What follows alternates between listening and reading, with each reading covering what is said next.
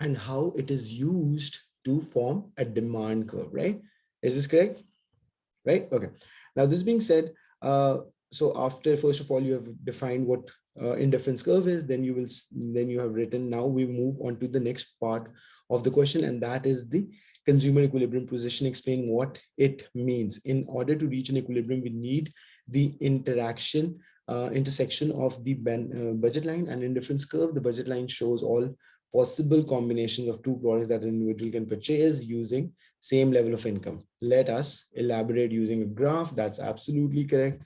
That's absolutely correct, right? So graph 2 shows us that where the consumer equilibrium position is formed in figure 3 shows the effect of rise in the price and its effect. As shown, an increase in prices of goods leads us to lower budget line. Increase in prices leads to lower budget line. That's correct. From initial budget line CD, that's correct. And thus on to lower indifference curve, ultimately reducing the level of satisfaction. We move on to the last part of the question and explain how a demand curve can be derived from indifference curve. Here we will keep price of one good constant and vary the other as shown in the graph. By observing a consumer response to a change in price, we can derive the consumer demand. We can derive a consumer demand for a product. Right, that's correct. That's correct. So, okay. Now, good explanation, good use of graphs. Just one small addition I would want to add over here, right? So think about this. The last part of the question, Mubin was saying that how consumer equilibrium model diagram, overall indifference curve and budget line explain or show the demand curve of a product, right? So you did explain it correctly, but an easier way to do this would have been by, let me show you, right? An easier way to do this would have been, have a look at this. Now students, follow me. So the question is asking you that how consumer equilibrium model diagram would be used to extract demand curve of a product, right? Are you getting me? Right? So just give me a second here. Okay. Now, what you do know already that you have one good on one axis and the other good on the other axis, right? On consumer equilibrium diagram, right? Now, first thing that you have to add to this consumer equilibrium diagram is the budget line. Now, what is budget line? Budget line shows, as Mubin rightly said, the combination of the two goods that a consumer can consume, right? So any point on the curve, any point on the line, right? And inside the line is achievable. So any point inside the line and on the line is achievable, but any point outside the line is not. Why? Because consumer doesn't has enough income. First thing, right? Now, wherever the budget line intersects with your indifference curve, right? So there could be unlimited amount of indifference curves here, right? So wherever your budget line intersects with your indifference curve, that is a consumer equilibrium point. And what it shows us, it shows that these two combination, like these quantities of the goods will be consumed for consumer to maximize his utility with available amount of budget and all, right? So where the indifference curve, this, this green curve, downward sloping, which is convex, bending towards the origin, this is your indifference curve. And this indifference curve, wherever indifference curve is tangent to the budget line, which is the purple line over here, that is the equilibrium, consumer equilibrium point. So I can write this as E1, which shows me what? Which shows me that this much quantity of X1, let's say 5 units of X, and let's say 5 units of Y, consumer will consume, right, with available income to maximize his total utility. Now, how this model or graph could be used to extract the demand curve for X, that's what we're about to look at, right? But for that, we would need to modify this thing a little bit, right? Now, think about this. First thing that you have to do, Mubin and Abdullah, have a look at this. So first thing that you have to do is to draw a budget line like this, right? Now, this is one budget line. Then I'm drawing another budget line where I'm keeping the price of Y constant, but I'm decreasing the price of what? I'm decreasing the price of X. How can you tell? By the way, how can you tell that in this case, I decrease the price of X? If we are moving from green to pink budget line, how can you tell that I have decreased the price of X? Right. What's the reason for that, right? Increase in quantity, exactly, right? So with the same income, your budget line has shifted outwards. Your budget line has shifted outwards. This means X has become cheaper. That's why you can now consume more quantities of X compared to before, right? So when you move from the green budget line to this pink budget line, this means your consumption possibilities have increased, and the reason could be that X is becoming cheaper, right? Easy. Then if the price of X decreases even further, so your budget line will keep shifting outwards like this. Your budget line will keep shifting outwards like this. It's not moving from the point on the y-axis, so y-intercept is still the same. But what is changing? What is changing, students? So the only thing that's changing is the price of X, and it's decreasing. That's why budget line is shifting outwards constantly. Easy. Any confusion so far? Now, for each of these 1, 2, 3, 4, for each of these four budget lines, there would be some indifference curve that would be tangent to each other. There would be some indifference curve that would be tangent to these budget lines. Students, are you following me? Right? So let's say I've drawn these four budget, indifference curve that are tangent to respective budget lines. Are you guys following me? Right? Okay. Now, students, think about this. If you see that the green budget line is intersecting or is tangent to the indifference curve, the first indifference curve at this point, then the second at this point, then the third at this point, and the fourth at this point. Now, in each case, what you have to do, you have to bring the dotted line down and connect it to the x-axis. So let's say in this case, if consumer was consuming 5 units of X, now he or she is consuming 6, later on he's consuming 9, and later on, let's say he's consuming 11, right? Now, when prices are decreasing, now how is this showing us the demand curve for X? Mubin, right? So what you will do, you'll draw another graph below this. I'm making a smaller one because of the space here, but otherwise on your exam, you can make a bigger one, right? Now have a look at this. What the demand curve of a product shows. The demand curve of a product shows simply the price of the good, on the y-axis, right? And the quantity demanded of that product on x-axis, the quantity demanded of that good on x-axis. Easy, good, okay. Now, when price is decreasing, right? When price is decreasing, what is happening? Initially, when let's say the price was at this point, right? How much were you consuming? You were consuming 5 units. Then you started consuming 6 units when price decreased further. Then you started consuming 9 units when price decreased further. And eventually you started consuming 10 units when price decreased even further. So if you connect these points, so you get a downward sloping curve or downward sloping line sort of a thing, right? Which shows that lower the price of a product, the more you will consume. Lower the price of a good, the more you'll consume. Is it moving? Is this right? So till which part you heard, Abdullah? So after you have made this consumer equilibrium, right? So after you have shown consumer equilibrium model, right? Then what you have to do, because the question was asking that how consumer equilibrium diagram is used to construct a product demand curve. Now, what we know about demand curve already, that we have price per unit of that good on the y-axis, and we have quantity demanded of that product on the x-axis, right? Now, initially when the price was high, right, tangent part, right? So when the indifference curves are tangent to the budget lines, when the indifference curves are tangent to the budget line, you connect it to the x-axis to record how much units of this product will be consumed. So in each case, you can see that when the budget line was green, the consumer was consuming 5 units of X. When the budget line was pink, the consumer was consuming 6 units of the good X. When the budget line was orange here, consumer was consuming 9 units of X. And lastly, when the budget line was blue, consumer was consuming 10 units of X, right? Now, why consumer is consuming more units as we move, right?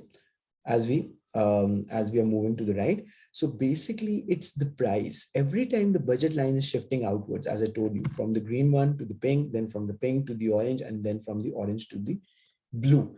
So budget line was shifting outwards to the right because price of X was decreasing. Price of X was decreasing. And therefore, initially when price was higher, let's say price was P1, whatever it is, you can also assume a number, but I'm just assuming it was something, let's say $10, right? Let's assume a number here, right? So when initially the price was $10, consumer was consuming 5 units. Then when the price dropped to per unit, dropped to let's say $9 per unit, the quantity consumed increased from 5 to 6. Later, when Later, when price dropped even further, let's say $7, consumers started consuming 9 units. And eventually, when the price per unit dropped to $5 per unit, when that dropped to $5 per unit, what happened? That made consumer consume 10 units. Easy. Is this clear? Right? Wouldn't this be a straight line? I mean, both are absolutely correct. Mubin, as I was telling you yesterday in AS economics class, right? So whether you draw a curve, you could have made a straight line. You could have drawn all these points on a straight line. Absolutely fine. There's no difference. No problem. You'll get full marks. As long as it's a curve, with downward sloping is the main idea, because price and quantity demanded have inverse relationship. So as long as something is downward sloping for the demand curve, that's absolutely good. Doesn't matter whether it's a line or it's a that thing. Okay, now students, what we can do is we can start revising this thing. So out of 12, how much did I get? Right, so only the last graph was a little problem. So I would say 9 or 10. You'll get 9 or 10. Just give me a second. Let me quickly put my laptop on charging, and then I'll tell you what we'll do next.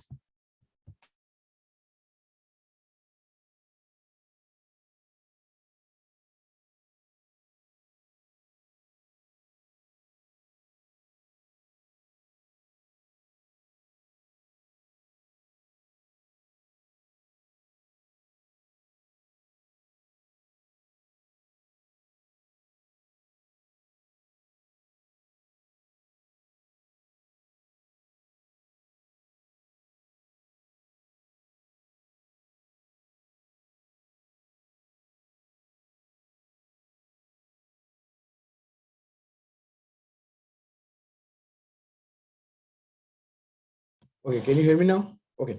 Now, what we can do is quickly for today's class, we can quickly recap this entire concept, right? The consumer equilibrium graph and everything, because as Abdullah, I guess, requested that he's having problem with it. And since it's also an important topic from exam point of view, so we can quickly revise this and then move on with the past paper practice. So what do you guys think? So we'll do past paper practice after today's class for the next few classes, and then we can come back to revision in case we need some. So what do you think? Does it sound like a plan? What do you say? Right. Okay. Okay. So let's do this. So what we'll do today is what we have just seen, we'll quickly recap and revise what consumer equilibrium is, what it shows, why is that an important model for economics and all these things, right? Okay. Now, consumer equilibrium basically is a model. It's a theory that explains that how consumers will allocate their expenditure between different products. Now, think about this. You're a consumer, I'm a consumer. Now, we do know that at any point in time, there are hundreds of, if not more, we are buying so many different goods and services. Now, this model is interested in finding out that how do we prioritize that which products we should buy, in what quantities and all that thing, right? So when you go to shop or whatever pocket money or income that you have, you buy a certain number of shirts, you buy a certain amount of food items, you buy a certain amount of phone credit, I don't know, Coke, Pepsi, or anything like that, right? Now, the model's objective is to find out why would you spend that amount as a consumer on a certain thing, right? So that is what the objective is. Now, what you need to do for this, right, is firstly, there is this graph which we're about to look at known as budget line. Now, what is budget line?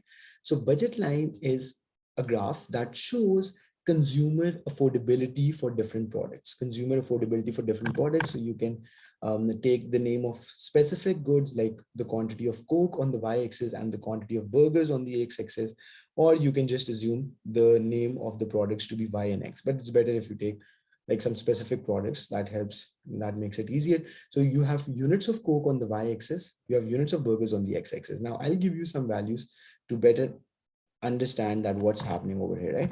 So let's say the total income of a consumer in this case is $200, right? So total income monthly available to this person is $200, right? And the price of each burger is, let's say, $10, and the price of each bottle of Coke is, let's say, PC, meaning the price of each bottle of Coke is $5. Now, have a look at this. We are about to make the budget line. Now, to draw the budget line, what you need to do simply is to find out is to find out two values. So you need to find out this value, let's label it as A, and you need to find out another value on the x-axis, let's label it as B. Listen to me very carefully.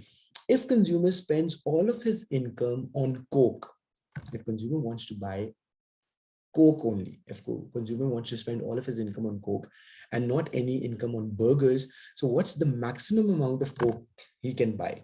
So that is what point A shows us, because point A shows that you are consuming this much units of Coke, but no units of burgers. Is this correct? Because this is origin, so it would be 0, 0, right? So you're not consuming, if you operate on A, this means you're spending all of your income on buying Coke, but you're not buying any burgers, right? So to find this value of point A, what you'll do is divide the total income of a consumer, which is 200 in this case, with the price of each bottle of Coke. With the price of each bottle of Coke, which is 5, so this gives you a total value of 40. So if consumer spends all of his income on Coke, he can buy 40 units with that. Similarly, if he spends all of his income on burgers, what's the maximum quantity of burgers he can purchase? So 200 divided by 10, total income divided by price of each burger, and that gives you 20. So 20 units of burgers he can buy, right? So this will be 20. All you have to do next is to just connect these two dots with the straight line. You just need to connect these two dots with the straight line after you have found the values, and this is your budget line. Now, what is this line showing us? This budget line shows that any point within the curve is achievable with available income. So if a consumer wants to achieve or operate on C, now what it shows that you'll be consuming how many units? Let's say you'll be consuming 8 units of burgers, and you'll be consuming, I don't know, let's say 12 units of Coke, right? So this means that this bundle, why I'm saying bundle, because it has two products, burgers and Coke. So this bundle C is achievable if it's within the line. Similarly, if I choose any bundle on the line, that's also achievable, right, with available income. So even bundle D is achievable with available income. Students, are you getting me, right? So let's say this represents 15 units of burgers and this represents 8 units of Coke, right? So this bundle D is also achievable. But any point outside, any bundle outside the budget line is not achievable because you don't have enough income. So it's just like this budget line just works like the production possibility curve, right? So if you remember production possibility curve concept that we discussed in AS, that tells us that any point within the PPC is achievable. You have enough resources, economy has enough resources to achieve the point within the PPC and on the PPC curve, but not outside the PPC. So this point is achievable as it's within the PPC. This point is also achievable because it's on the line, but this point is not achievable. Why? Because this is outside the budget. It's outside the consumption production possibilities. This is production possibility curve I'm talking about, right? So same goes for the budget line. Now, moving forward, the second thing we need to draw on this consumer equilibrium model, the second curve that we need to draw on this consumer equilibrium model is your indifference curve. So let's first understand what an indifference curve is. So indifference curve is a slightly tricky concept, but should not be difficult. Have a look at this. Now, have a look at this. If these are the two products that a consumer is wishing to consume, burgers and Coke, right? So you will have again units of Coke on the y-axis and you will have units of burgers on the x-axis. Easy, fair enough. Okay, now the next thing is that what is this indifference curve? We're about to look at indifference curve. Now, for this to understand this thing, you need to understand the concept of utility. What is utility? Utility is a word we use in economics, but it means something very simple. And that is the satisfaction that you get. Utility means the satisfaction that a consumer gets from consuming a product, right? Why do we consume something? Why would you eat food? Because we feel hungry, right? And to satisfy our hunger, we have to eat food. Similarly, why do we consume Coke? Because we like its taste, or we are thirsty and we get some satisfaction out of it, right? So whatever thing we buy or consume, we do it out of utility. We do it out of satisfaction, right? Easy. We do it out of utility, right? Satisfaction. Now, think about this. If you keep consuming more units of the good, if you keep consuming more units of the good, your marginal utility diminishes. So what we are saying here is diminishing marginal utility. For those who don't know, let me tell you what this means. That let's say, let me give you a situation here and you will understand it better. Let's say you're feeling really hungry and you get yourself and you order yourself a pizza. Right? You're really hungry, you didn't eat anything throughout the day. Let's say you had an exam or something else and you were studying and you were busy or whatever, right? So you got yourself a pizza ordered, and then let's say it has 8 slices. So when you consume the first slice, so you get a lot of satisfaction. You really loved it, right? So you got a satisfaction of, let's say, 50 utils. Now, util is not something real, but it's just a gauge or a measure to measure your utility, right? Are you getting me? So if I ask you how happy you are, or how confident you are, right? Now it's not something that you can measure like your weight or your height or your income or your age, but it is something that you can give a number to. If I say that, okay, on a scale of 1 to 10, how much angry you are, or happy or excited you are, so you can say 8, 9, so that means you are more on the bigger end, so you are more excited or more happy. If you give me 1 or 2, this means you are less, but it's just a value for you to understand, right? You can't compare it with other people, right? Are you getting me? So if I say that, going to simple idea would be, if I ask you whether you would want to visit USA or UK, and you say that you would want to visit UK 10 points, like 10 points on a scale of 1 to 10, this is how much excited you would be. Whereas visiting USA, you will only be excited 3. Now, since 10 is bigger than 3, so this means that visiting UK is more preferred, more enjoyed, more liked compared to visiting USA. So it's just like asking you, okay, how much utility you get from consuming coffee and tea. So if you ask me this question, I can give you a number. One simple way is to tell you I prefer coffee more over tea. But another simple way, not simple, but another way to tell you that I prefer coffee more over tea would be that I get 100 utils of utility from coffee and only 50 utils of utility from tea. Are you getting me? So that shows that coffee is preferred twice as much as tea, right? So this is how we measure utility or satisfaction in economics. Utils, right? So you consume first slice of pizza. Let's say you get 50 utils of utility, right? You really enjoyed that, right? Because you were really hungry. You will not stop after the first slice. You will eat the second one as well. But think about this, the second slice. So this is slice of pizza, right? The second slice gave you satisfaction. It was good for you to have the second slice, but it was not as much satisfaction because now your stomach was somewhat full, right? So first you were really hungry, so when you ate it, you loved the flavor, you loved it, your stomach was getting food after some time, so you enjoyed it a lot. After that, when you consumed the second slice, you liked it, but not as much as the first one. Similarly, when you consume the third slice, obviously you liked it, but its satisfaction, 30 utils, is less than the second slice, right? Then you consumed the fourth one, and let's say the fifth one, you are too full to consume the fifth one. So if you consume the fifth one, you will not get any satisfaction. You will just be overeating, as we say, right? So the first 4 slices were good, they gave you some satisfaction, but the fifth one you will not consume because its marginal utility is 0. It will not give you any satisfaction. You're already full. You're just kind of making it as a eating competition, right? So most probably you will not, sensible people will not eat the fifth slice. So this is the concept of utility, right? Now, indifference curve. Students, have a look at this. Now, indifference curve are graphs which are convex.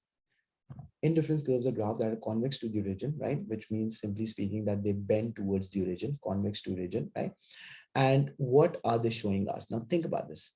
What does word indifference mean? What does the word indifference mean? That's important to understand. If you ask me, should we go to KFC or McDonald's? And I say, I'm indifferent. That means that for me, McDonald's and KFC are equally good of an option. Like both options are equally good for me. I repeat myself. If you ask me, should we go to McDonald's or KFC? I say, I'm indifferent. This means it's an equally good of an option, right? Are you? Because I will get same amount of satisfaction from both the options. So that is exactly what indifference curve shows. Indifference curve, listen to me very carefully.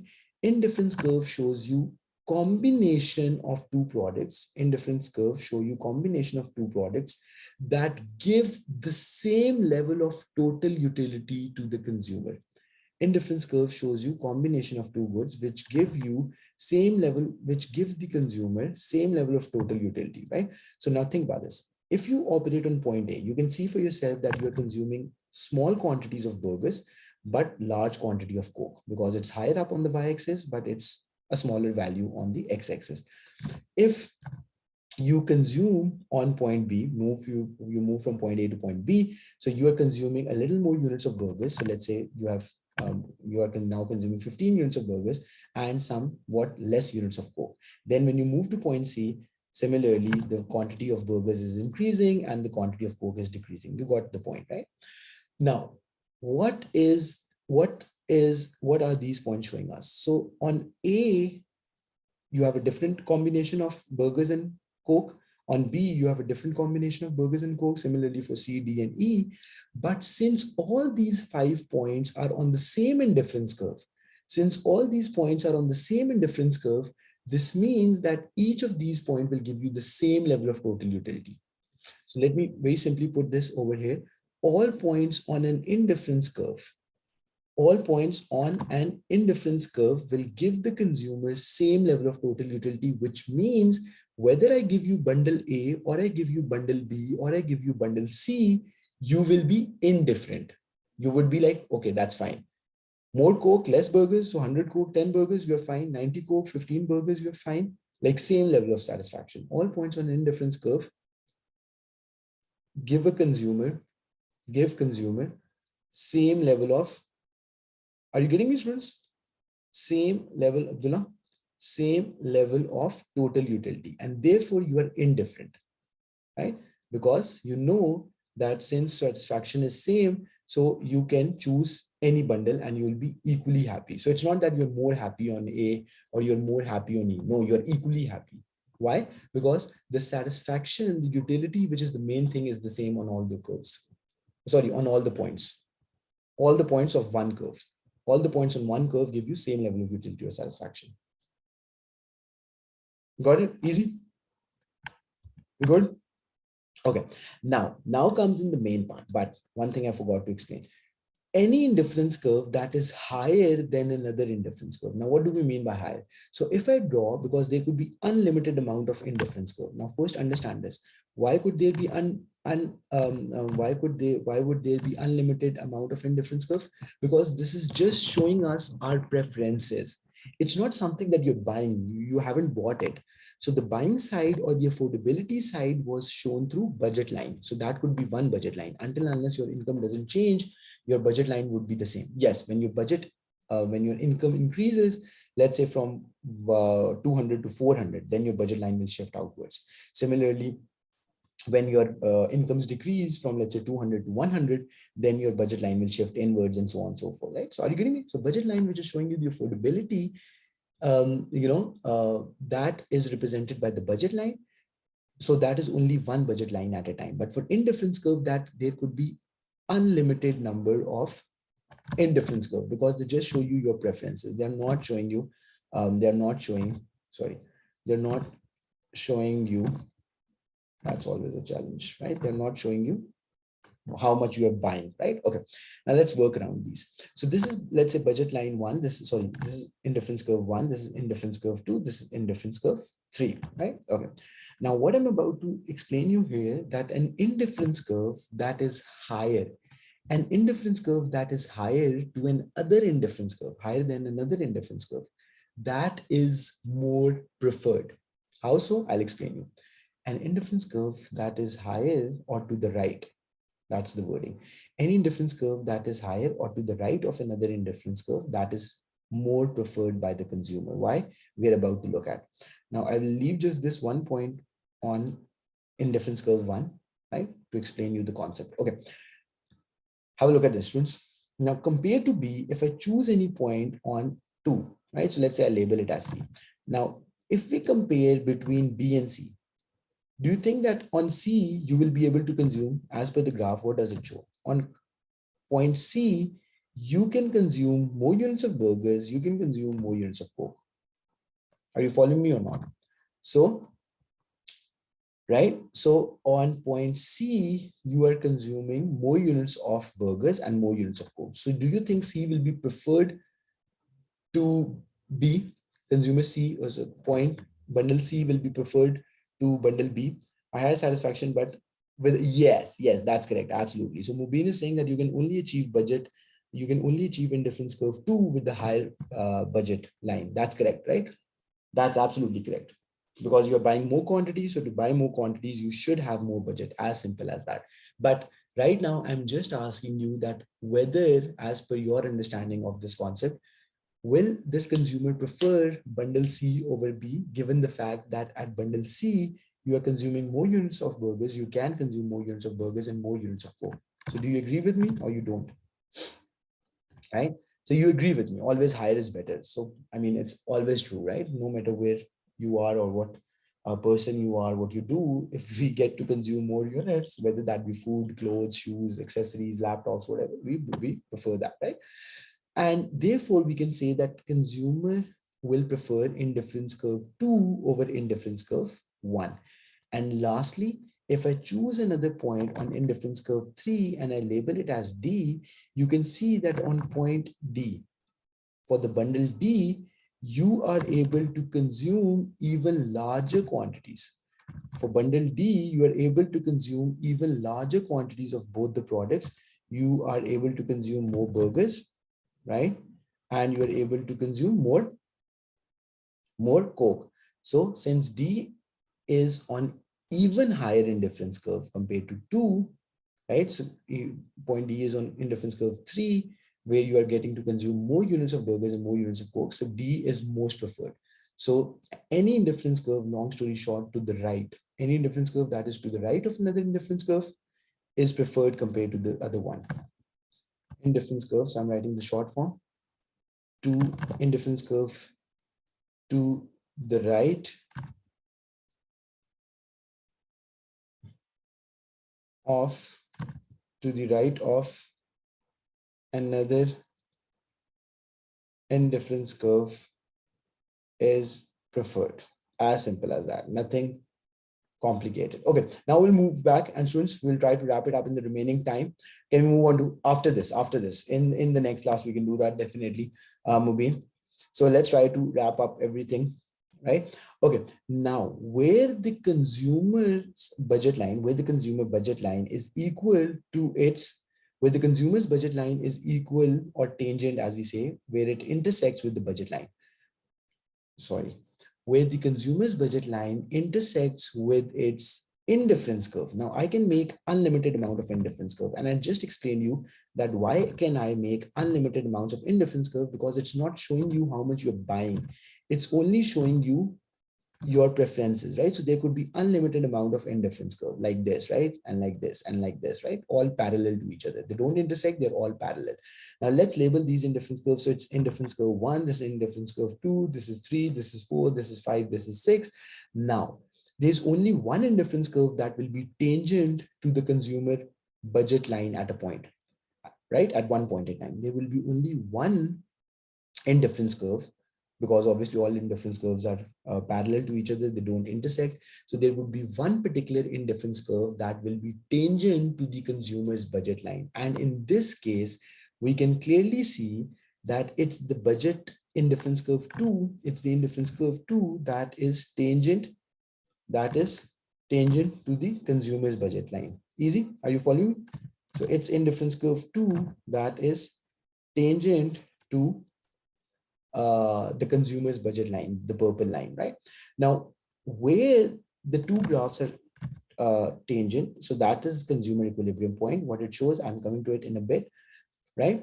But my question is that why would a consumer not choose indifference curve 1, right? So let's firstly quickly see that why is consumer operating on indifference curve 2 and not 1 or 3 or 4 or 5 or 6. Firstly, for indifference curve 1, it is exactly, I did tell you, right? So any indifference curve that is lower to another indifference curve, if you can afford to operate on 2, if you can, right? If you can afford, if a consumer can afford to operate on indifference curve 2, why would it prefer to choose 1, right? It doesn't make any sense. So you will not, right? And why are you not going for, why the consumer is not going for 3, 4, 5, and 6? Because these are beyond your budget possibilities. I did tell you, operating on this point or choosing this point is not possible, because if you see, this is your budget line, this is your budget line, and this is way, this point, whatever it is, let's say B, is way beyond your consumption possibilities. You can't consume, you don't have enough income, right? Easy. Okay, now we will remove all the extra points, all the extra information from this graph, and we will just keep this, right? Okay, now think about this. So where the indifference curve is tangent to your budget line, that will show you that is your equilibrium point, and it shows you the quantities of the two good that a consumer will consume to maximize his utility, right? So where the budget line is tangent to your indifference curve, that shows you the equilibrium point and shows you the quantities of the two goods that a consumer will consume to maximize his utility. Now, what is true? Right, we will. That's the very point, Abdullah. That's the very point. When we'll do past paper questions, and in fact, we'll do past paper question related to income effect, substitution effect, and consumer equilibrium journal, because then you will better understand how to answer these questions. Now, the last thing is that at the equilibrium point, this formula holds true. This is the very last thing, and next time we'll attempt these in the light of past paper questions so that everyone gets to understand more. So at the equilibrium point where budget line was tangent to your indifference curve, that's known as equi-marginal principle, right? So at that point, there is this concept which is true called equi-marginal principle. And now what this equi-marginal principle shows, let me tell you. At this equilibrium point, equi-marginal principle holds true, which shows that the marginal utility obtained from point B, like product B, burgers in our case, divided by price of burger B would be equal to the marginal utility of product C, Coke, divided by price of Coke. Now, at the equilibrium point where the budget line and indifference curve were tangent, this thing will hold true, right? Always. Like you can change the, products, names like B or C or whatever, but this always hold true, right? Well, now what it means, let's quickly, one last thing. So marginal utility of B divided by price of B is basically this thing, only the left side I'm talking about. It shows you marginal utility received from B against each dollar, marginal utility received from B against each dollar spent on B, against each dollar spent on B. That's what it shows, right? This is how you explain it in words, spent on B. And similarly, this thing over here, the left side of the equation, sorry, right side of the equation shows you marginal utility received from C for each dollar spent on C. So these are the two things that it shows, right? Right? And since it's an equal sign, so this means the two things are equal. Okay, so in the next class, students, we will do everything. Consumer equilibrium is a very important topic. We'll do everything in the light of a past paper question so that you can better understand what this is showing us, right? Be good? Okay, so we'll stop here for today, and tomorrow we'll continue from here, right? So I'll see you then. Take care and have a good night, right? Okay, bye. Allah Hafiz.